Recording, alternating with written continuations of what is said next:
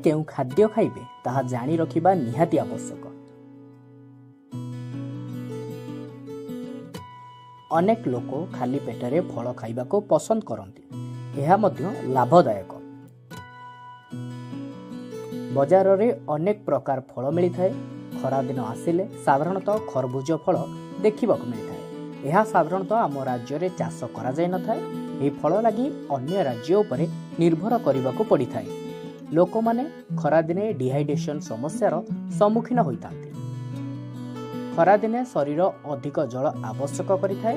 शरीर में पर्याप्त परिमाण रे जल अभाव लोक माने असुस्थ हो पड़ती एवं सेमानंकु अनेक प्रकार औषध खाइबाकु पड़े। तथापि आपणक खाद्य रे किछि फल एवं पनीपरिबा अंतर्भुक्त करी आपण डिहाइड्रेशन समस्या रक्षा पाई परिबे। ग्रीष्म रे खरबूज को अधिक पसंद करा जाए। मीठा एवं सुगंधित खरबूज रे कैलोरी रो मात्रा बहुत कम परिमाण रे थाए। एथिरे अनेक प्रकार पोषक तत्व मिलता है। एथिरे 90% पर्यंत जल मिलता है जहाँ शरीर को हाइड्रेट रखे। बजार खरबूजर मूल्य 80 रु 100 टंका रही। सेपरि तरबुजर मध्य चाहिदा रही है। खरा दिने लोक माने भल एवं मीठा तरबुज को पसंद करते। तरबुज रे प्राय 90% जल मिलता है। यह सहित यह फल लाइकोपिनर सर्वोत्तम उच्च भाव विवेचना करा जाए। काकुड़ी भारतीय घरे काकुड़ी सालट एवं रायता भाव में खिया जाए।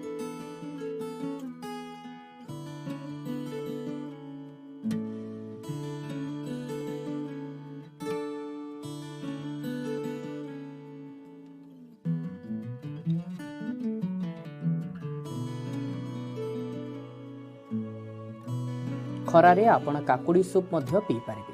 काकुड़ी रे 90% पर्यंत जल मिलता है। तेणु ग्रीष्म रे काकुड़ी खाइबा अत्यंत लाभदायक होई पारे।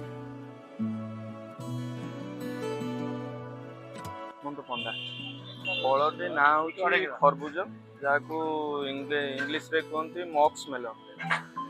पेट ପାଇଁ बहुत उपकारी आउ पेट ठंडा रखिया सहित पेटर गैस समस्या जेको समस्या भी दूर करे।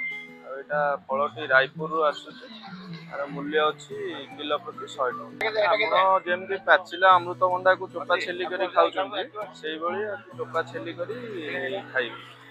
आगुर काकुड़ी मंजी टाइप मंजी गोटे बाहर मीठा स्वाद मीठा लगे अलग टाइप टेस्ट गोटे रहे।